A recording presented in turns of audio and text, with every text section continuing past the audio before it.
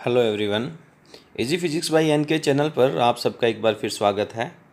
आज अपन chapter number 4 यानी संधारित्र और आपका जो स्थिर वैद्युतिकी का चैप्टर है उसका अंतिम पार्ट चल रहा है। तो इसमें आज अपन अति लघुत्रात्मक प्रश्नों की चर्चा करेंगे। ये राजस्थान बोर्ड की पाठ्य पुस्तक के प्रश्न दिए गए हैं। ये प्रश्न इतने महत्वपूर्ण हैं कि बोर्ड परीक्षा में भी इनमें से पूछे जाते हैं, प्लस जो आपके प्रतियोगी परीक्षाएं होती हैं उनमें इन्हीं प्रश्नों को ऑब्जेक्टिव बना करके दे दिया जाता है। नीचे आपको ऑप्शंस दे दिए जाएंगे, बट क्वेश्चन बहुत महत्वपूर्ण है।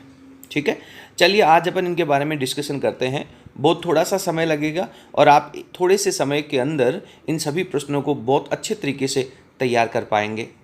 पहला प्रश्न क्या कह रहा है आपका, एक समांतर प्लेट संधारित्र की एक प्लेट का क्षेत्रफल आधा कर दिया जाए तो क्या यह युक्ति संधारित्र का कार्य करेगी। यानी कि जो आपके पास पैरेलल प्लेट कैपेसिटर है उसका एक पार्ट है वो आपका आधा एरिया कर दिया जाए और दूसरे का पूरा रहना चाहिए, यानी पहले वाले का दुगुना रहना चाहिए, तो क्या ये कैपेसिटर है। आप लोगों ने जब संधारित्र की परिभाषा पढ़ी थी उस समय बहुत अच्छे से पढ़ा था कि दोनों प्लेटें हैं वो आकार और आकृति में बिल्कुल समान होनी चाहिए। तो यहाँ पे एक प्लेट का क्षेत्रफल कम है और एक का ज़्यादा है, इसलिए यह संधारित्र का कार्य नहीं करेगी। क्लियर है। चलिए अगला प्रश्न कह रहा है कि 3 संधारित्र हैं जिनमें प्रत्येक की धारिता 6 माइक्रोफैरड है। 3 कैपेसिटर हैं आपके पास, इनके संयोजन से प्राप्त अधिकतम और न्यूनतम धारिताओं का मान क्या होगा। इन 6 माइक्रोफैरड के जो कैपेसिटर हैं इनको जोड़ करके आप मैक्सिमम कितनी धारिता प्राप्त कर सकते हैं और मिनिमम कितनी कर सकते हैं। तो आप लोगों ने संधारित्रों का संयोजन पढ़ा है। संधारित्रों का संयोजन क्या कहता है, 2 प्रकार का संयोजन होता है। यदि आप इनको श्रेणी क्रम में जोड़ते हैं, सबकी धारिताएं क्या हैं, समान हैं, तो आप मुझे बता दें कि श्रेणी क्रम संयोजन में तो सबसे न्यूनतम धारिता बनेगी। ठीक है ना, कितनी बनेगी। श्रेणी क्रम संयोजन में 3 कैपेसिटर हैं, याद करें तीनों के तीनों समान वैल्यू के हैं, तो डायरेक्ट श्रेणी क्रम संयोजन का फॉर्मूला क्या होता है, C/N का फॉर्मूला होता है।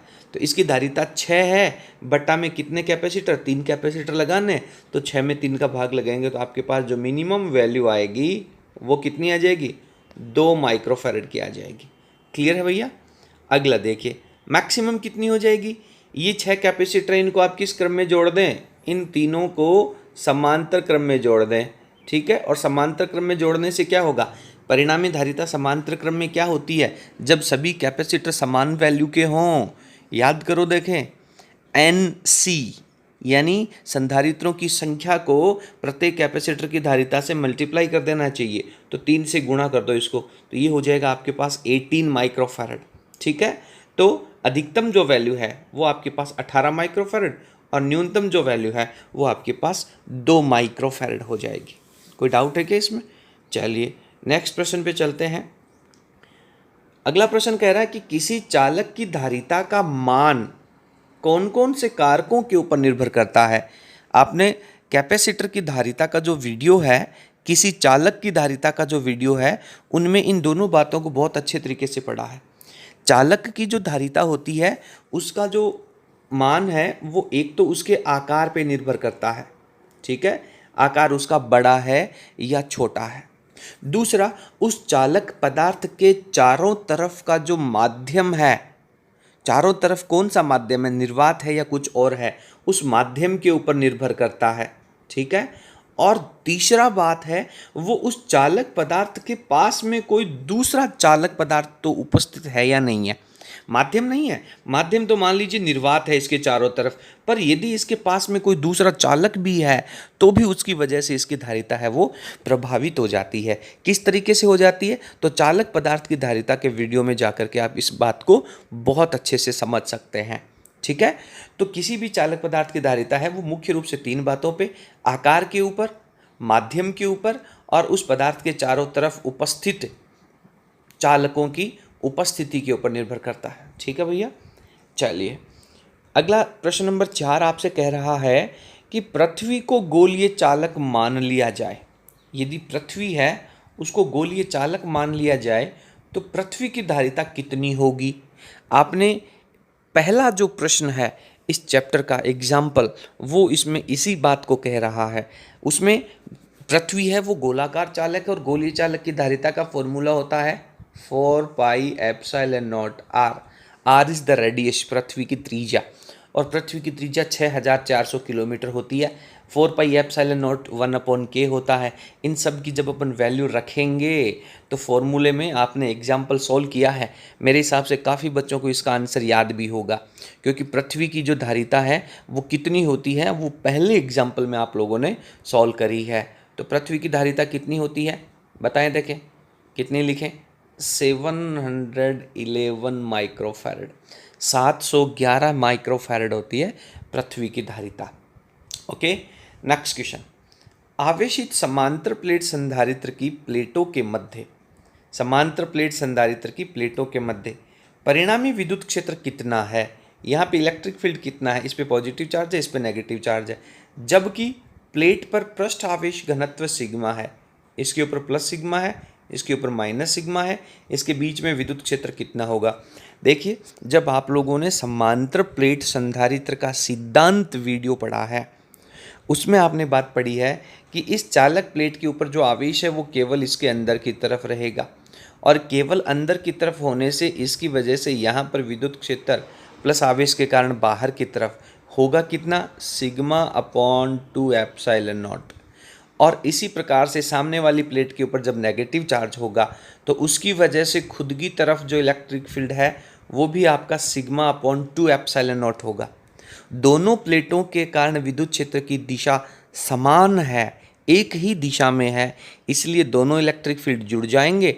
तो σ/2 epsilon naught plus σ/2 epsilon naught को जब आप ऐड करेंगे तो आपके पास वैल्यू आ जाएगी σ/एप्सिलॉन नॉट। तो समांतर प्लेट संधारित्र की प्लेटों के मध्य इतना इलेक्ट्रिक फील्ड होता है, और इस समांतर प्लेट संधारित्र की प्लेटों के बाहर का जो एरिया है उसमें इलेक्ट्रिक फील्ड 0 होता है, कोई विद्युत क्षेत्र नहीं है। ठीक है, तो ये बात आपको क्लियर होनी चाहिए। महत्वपूर्ण प्रश्न है, अगले प्रश्न पे चलते हैं। यदि समान धारिता C के, समान धारिता के n संधारित्र हैं और उनको श्रेणी क्रम में जोड़ा जाए तो तुल्य धारिता कितनी होगी। एक फॉर्मूला पढ़ा है आपने, समांतर प्लेट संधारित्र के श्रेणी क्रम संयोजन का जो वीडियो आपने समझा है उसमें ये बात अंत में नोट के अंदर बहुत अच्छे से लिखी है कि यदि सभी कैपेसिटर समान वैल्यू के हों और यदि उनकी संख्या n हो तो परिणामी जो धारिता CS जिसे अपन ने कहा था that is equal to C/n होती है। तो डायरेक्ट आपको ये फॉर्मूला याद रखना है। ठीक है, नेक्स्ट प्रश्न कह रहा है समांतर प्लेट संधारित्र की प्लेटों के मध्य ऊर्जा घनत्व का सूत्र लिखिए। केवल फॉर्मूला लिखना है, समांतर प्लेट संधारित्र के मध्य ऊर्जा घनत्व का फॉर्मूला।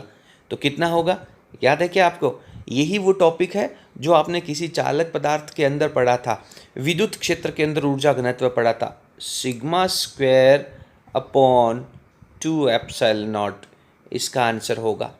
ठीक है, समांतर प्लेट संधारित्र की प्लेटों के मध्य ऊर्जा घनत्व का सूत्र कितना है। तो अगर आपने इसका डेरिवेशन अच्छे से समझा है तो ये सूत्र आपको याद करने की आवश्यकता नहीं होगी। नेक्स्ट है ऊर्जा घनत्व का मात्रक लिखिए।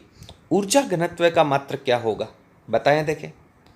ऊर्जा घनत्व जो है उसका मात्रक पूछा गया है, यहाँ पे ऊर्जा के घनत्व की बात कर रहे हैं, तो इसका मतलब हो जाएगा सर ऊपर तो ऊर्जा रहेगी और घनत्व निकालने के लिए इसके नीचे आयतन का भाग लगाना पड़ेगा।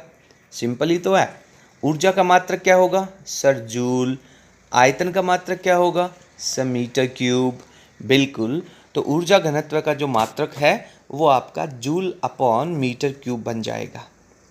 ठीक है, चलिए नेक्स्ट प्रश्न कह रहा है कि दो संधारित्र हैं जिनकी धारिताएं C1 और C2 हैं, यदि इन्हें समान आवेश दिया जाए, दोनों को इक्वल आवेश दिया जाए, तो इनमें एकत्रित स्थिर वैद्युत स्थितिज ऊर्जाओं का अनुपात लिखिए। इनके अंदर जो एनर्जी स्टोर होगी उसका अनुपात आपको लिखना है। प्रश्न समझ में आ गया। श्रेणी क्रम संयोजन है, इसमें आपको इनके ऊर्जा घनत्व का, इनके अंदर एकत्रित स्थिर वैद्युत ऊर्जा का अनुपात लिखना है। तो दोनों कैपेसिटर के अंदर ऊर्जाओं का अनुपात लिखना है और सवाल में बहुत अच्छे से कह रहा है कि इनको दिया गया आवेश क्या है, समान है। धारिता और आवेश के फॉर्मेट के अंदर आप ऊर्जा घनत्व का सूत्र लिखिए। देखिए ऊर्जा का फॉर्मूला क्या होगा sir, Q square upon 2c होता है। तो क्यू स्क्वायर अपॉन 2c1 पहले कैपेसिटर के लिए। फिर दूसरा कैपेसिटर के लिए चाहिए, आवेश तो दोनों में समान है तो अनुपात निकालने के लिए बट्टा लगाना पड़ेगा ना, और बट्टा को मैं यदि उलट दूं तो क्यू स्क्वायर मेरे पास नीचे आ जाएगा और ऊपर 2c आएगा, लेकिन c कौन सा आएगा, 2 का आएगा। क्यू स्क्वायर ने क्यू स्क्वायर को काटा, 2 ने 2 को काटा, तो बताएं मुझे अनुपात क्या हो जाएगा, C2/C1, C2/C1 इसका आंसर हो जाएगा। क्लियर है भैया। आवेश दे रखा है, आवेश की वैल्यू समान है, धारिताएं आपको अलग अलग कह रहा है, दोनों की ऊर्जा का अनुपात चाहिए, तो ऊर्जा क्या होगी, Q2/2c। तो अपॉन 2c यानी ऊर्जा है वो धारिता के व्युत्क्रमानुपाती है जब आवेश समान है। ठीक है, तो आवेश का फंक्शन तो कैंसिल हो जाएगा, धारिता के व्युत्क्रमानुपाती है तो C2/C1 हो जाएगा, और जो कौन मल्टीप्लाई के अंदर 2 दे रखा है वो तो वैसे ही कैंसिल होना है। ठीक है, चलिए नेक्स्ट क्वेश्चन। ऐसा चालक बताइए जिसको लगभग असीमित यानी अनंत आवेश दिया जा सकता हो। ऐसा कोई चालक पदार्थ बताइए जिसको अनंत आवेश दिया जा सकता हो, बताइए देखें कौन कौन स्टूडेंट इसका आंसर दे सकता है। एज्यूम कीजिए अगर आपने पूरा चैप्टर अच्छे से पढ़ा है तो आप लगभग इसके आंसर तक पहुंच जाएंगे। वही बात है, सबसे बड़ा चालक पृथ्वी क्या है, पृथ्वी सर चालक है, और यदि पृथ्वी चालक है तो पृथ्वी की जितनी त्रिज्या है, गोलीय चालक है, उतनी त्रिज्या किसी दूसरे चालक की नहीं हो सकती। बिल्कुल सर, और किसी चालक की धारिता है वो उसके पदार्थ की प्रकृति पर निर्भर नहीं करती है। वो पदार्थ कैसा भी हो, चाहे लोहे का हो, तांबे का हो, सोने का हो, अगर वो चालक है तो उसकी प्रकृति पे उसकी धारिता है वो डिपेंड नहीं करती है। तो सबसे बड़ा आकार पृथ्वी का हुआ, तो इसलिए इसका आंसर भी आपके पास क्या हो जाएगा, पृथ्वी हो जाएगा। ठीक है, नेक्स्ट। किसी आवेशित संधारित्र की ऊर्जा किस रूप में और कहाँ संचित रहती है।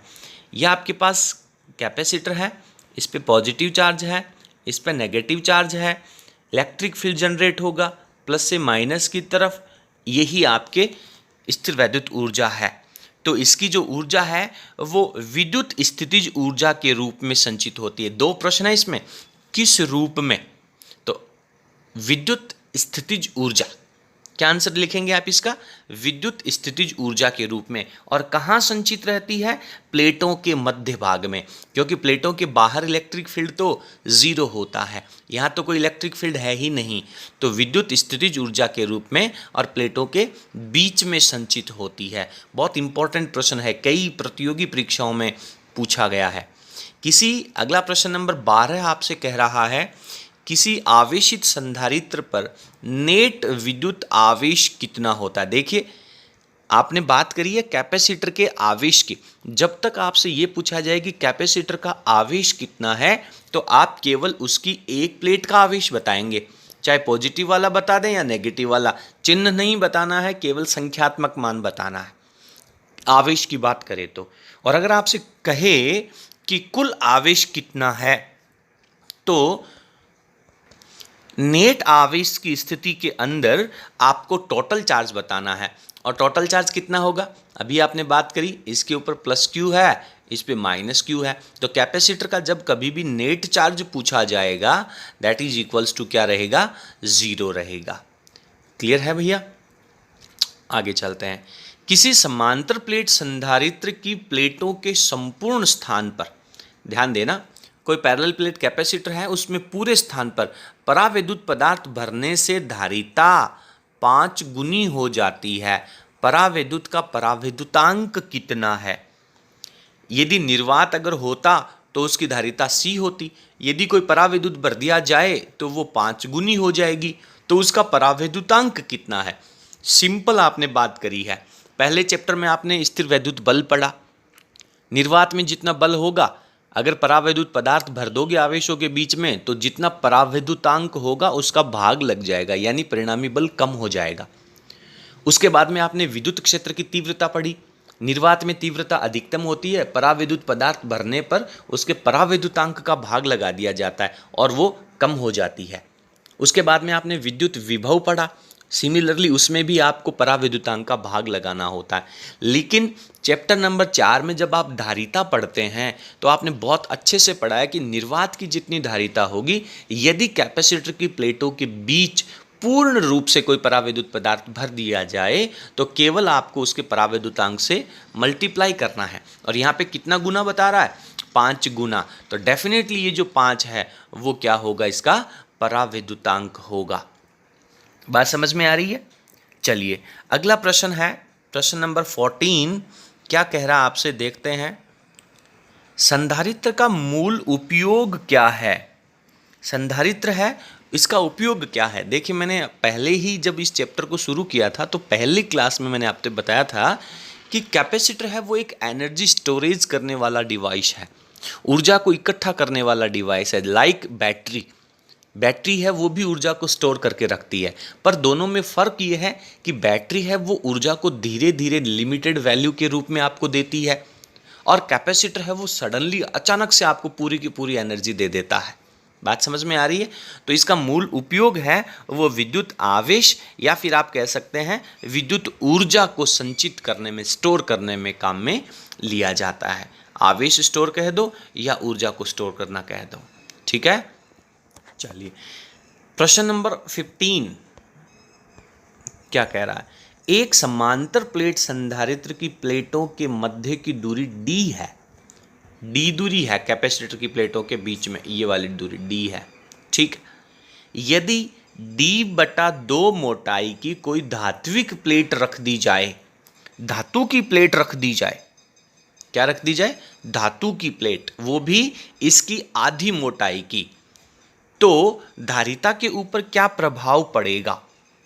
धारिता के ऊपर इसका प्रभाव क्या होगा बताइए। देखिए आप लोगों को फॉर्मूला याद है क्या कि ये मेरे पास है कैपेसिटर है, इसके बीच में आधी दूरी की, यानी एक तरफ रख देता हूं मैं, मान लीजिए यहाँ पर, तो आधी दूरी के ऊपर ये धारिता हो जाएगी और यहाँ पे इसमें खाली स्पेस भरा हुआ है।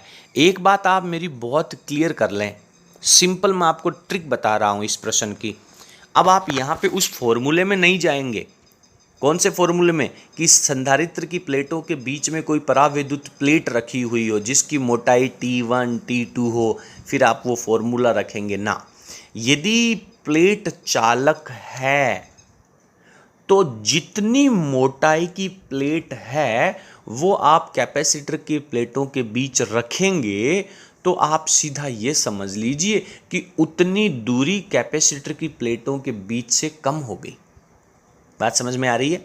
यदि आधी मोटाई की आपने प्लेट रखी है तो आप ये समझ लीजिए कि प्लेटों के बीच की जो दूरी d थी पहले वो d/2 हो गई। बाकी पूरा कंसेप्ट छोड़ दीजिए उसका क्योंकि उसका परावैद्युतांक इन्फानाइट है, अनंत है उसका परावैद्युतांक।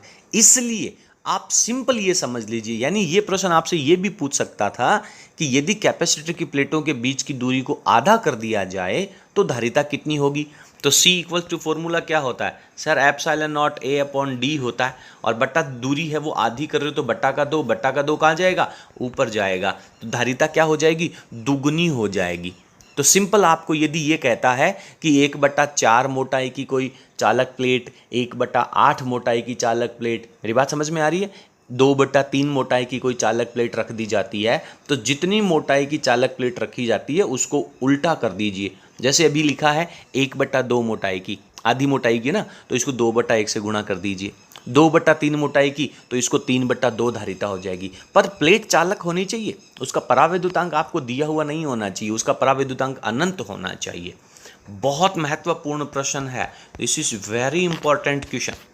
कहीं ना कहीं आपको निश्चित रूप से प्रतियोगी परीक्षाओं में मिल जाएगा ये प्रश्न। आगे चलते हैं, प्रश्न नंबर 16 क्या कह रहा है देखिए। 24 माइक्रोफैरड धारिता के संधारित्र को आवेशित करने में कितना कार्य करना पड़ेगा? कैपेसिटर धारिता दे रखी है, जबकि प्लेटों के बीच में 500 वोल्ट का विभवांतर लगा हुआ है। अच्छा ये बताइए कार्य कौन करेगा? ये 24 माइक्रोफैराड धारिता का कैपेसिटर है, इसको आवेशित करने में कार्य कौन करेगा? सर बैटरी करेगी। ठीक है, बैटरी के सिरों के ऊपर विभवांतर कितना है? देखो क्या कह रहा है, कितना कार्य करना पड़ेगा, जबकि प्लेटों के बीच में 500 वोल्ट का विभवांतर है। जितना बैटरी का विभवांतर है उतना विभवांतर ही कैपेसिटर का होगा, तभी कैपेसिटर चार्ज माना जाएगा। यदि उससे कम विभवांतर है तो अभी कैपेसिटर आवेशित हो रहा है। बात समझ में आ रही है? जब कैपेसिटर का जो विभवांतर है वो बैटरी के विभवांतर के इक्वल हो जाएगा तभी कैपेसिटर चार्ज माना जाएगा। तो उसको आवेशित करने का कार्य बैटरी कर रही है। अब ये मत कहना कि सर कैपेसिटर के अंदर संग्रहित ऊर्जा निकाल लें, जितनी ऊर्जा उसमें संग्रहित है उतना ही तो कार्य करना पड़ेगा, ऐसा नहीं है। कैपेसिटर को आवेशित करने में किया गया कार्य अलग चीज है और कैपेसिटर के अंदर संचित ऊर्जा अलग है। क्यों? क्योंकि जितना आप कार्य करेंगे उसमें से कुछ ऊर्जा है वो ऊष्मा ऊर्जा के रूप में निष्कासित हो जाती है। ठीक है, और आपके अंदर कैपेसिटर के अंदर जो एनर्जी स्टोर हो रही है वो वैल्यू किए गए कार्य के बराबर नहीं है। ठीक है, तो इसको आवेशित करने का काम कौन कर रहा है? देखिए दो प्रश्न पूछ सकता है यहाँ से, कैपेसिटर के अंदर संग्रहित ऊर्जा कितनी है और कैपेसिटर को आवेशित करने में किया गया कार्य कितना है। तो कैपेसिटर को आवेशित करने में जो किया गया कार्य है वो किसके द्वारा होगा? बैटरी के द्वारा। बैटरी ने कितना कार्य किया? बैटरी के सिरों पर विभवांतर कितना है? V है। और कितना आवेश गया बैटरी के सिरों के ऊपर से? Q आवेश गया। तो Q आवेश गया तो Q को V से मल्टीप्लाई कर दीजिए, ये बैटरी के द्वारा किया गया कार्य आ जाएगा। अब आप कहेंगे कि सर V तो है हमारे पास पर Q नहीं है। Q क्या होता है? Q है कैपेसिटर की प्लेटों के ऊपर आवेश, और आवेश का formula Q is equals to CV। Q equals to CV, तो Q की जगह CV रख दीजिए। देन आपके पास W बराबर क्या हो जाएगा? Q की जगह लिखा मैंने CV और V को यहाँ से कर दिया मैंने मल्टीप्लाई। तो C की वैल्यू आपके पास है, V की वैल्यू आपके पास है, इसका स्क्वायर कर देना और C से मल्टीप्लाई कर देना। बट ध्यान रखना ये माइक्रो है, इसको हटाओगे तो 10 की पावर माइनस 6 लग जाएगा। क्लियर है ना भैया? प्रश्न बहुत क्लियर होना चाहिए। नेक्स्ट, यदि आपको कम धारिता के संधारित्र दिए गए हों, कम धारिता के संधारित्र, तो इनसे अधिक धारिता किस प्रकार से प्राप्त की जाएगी? सिंपल है, कैपेसिटर जिस परिपथ में जितनी धारिता के संधारित्र हैं उनसे अधिक धारिता कैसे प्राप्त करोगे? उनको समांतर क्रम में जोड़ करके। बहुत अच्छा प्रश्न है, इन्हें कहते हैं एप्लीकेशन टाइप क्वेश्चन, और यही इसी स्तर के जो प्रश्न हैं वो प्रतियोगी परीक्षाओं में आते हैं। ठीक है, और आपसे ये कह दिया जाए कि आपके पास अधिक धारिता के बहुत सारे संधारित्र हैं, उनसे कम धारिता का संधारित्र कैसे प्राप्त करोगे? तो सिंपल, आप किस क्रम में? श्रेणी क्रम में जोड़कर। ठीक है ना। अगला प्रश्न है, 2 माइक्रोफैराड धारिता वाले दो संधारित्र हैं, इनको श्रेणी क्रम में जोड़ने पर तुल्य धारिता कितनी हो जाएगी? श्रेणी क्रम C/N। नहीं आया? अरे याद हुआ कि नहीं हुआ? श्रेणी क्रम संयोजन में समान धारिता के यदि कैपेसिटर जुड़े हुए हैं तो डायरेक्ट फॉर्मूला क्या होगा? श्रेणी क्रम का कम हो जाती है ना वैल्यू, C/N। कितने कैपेसिटर हैं? 2। धारिता कितनी है? 2 माइक्रोफैराड। 2 का भाग लगा दो, क्या वैल्यू आ जाएगी? सर 1 माइक्रोफैराड आ जाएगी। बहुत बढ़िया, आगे चलते। अच्छा इसी प्रश्न में बात करें, समांतर क्रम में होता तो NC हो जाता, समांतर क्रम में होता तो NC हो जाता। 2 को 2 से मल्टीप्लाई कर देते तो 4 माइक्रोफैराड आ जाता। ठीक है ना। अगला प्रश्न, एक समांतर प्लेट संधारित्र, देखिए एक समांतर प्लेट संधारित्र को तेल में डुबोने से उसकी धारिता पे क्या प्रभाव पड़ेगा? कैपेसिटर है, उसको तेल में डुबोने से उसकी धारिता पे क्या प्रभाव पड़ेगा? तेल का परावैद्युतांक 2 है। जैसे ही आप उस कैपेसिटर को तेल में डुबोगे उसकी दोनों प्लेटों के बीच में क्या भरा जाएगा? तेल भर जाएगा ना। ये पहले निर्वात है, अब आपने तेल में डुबोया तो तेल भर गया। तेल भरने से उसका परावैद्युतांक तेल का कितना है? 2 है। और आप जानते हैं कि जैसे ही कोई परावैद्युत पदार्थ भरा जाएगा उसकी धारिता है वो उसके परावैद्युतांक से गुना हो जाएगी। तो 2 परावैद्युतांक है तो इसकी धारिता कितनी हो जाएगी? 2 गुनी हो जाएगी। Very simple. चलिए नेक्स्ट प्रश्न, बहुत अच्छा प्रश्न है, बड़े ध्यान से पढ़ना है इसको, इंपॉर्टेंट प्रश्न है। वृत्ताकार समांतर प्लेट संधारित्र की त्रिज्या r है। देखिए, समांतर प्लेट संधारित्र का मतलब ये नहीं है कि इसकी प्लेटें हैं वो आयताकार इस तरीके की ही होनी चाहिए।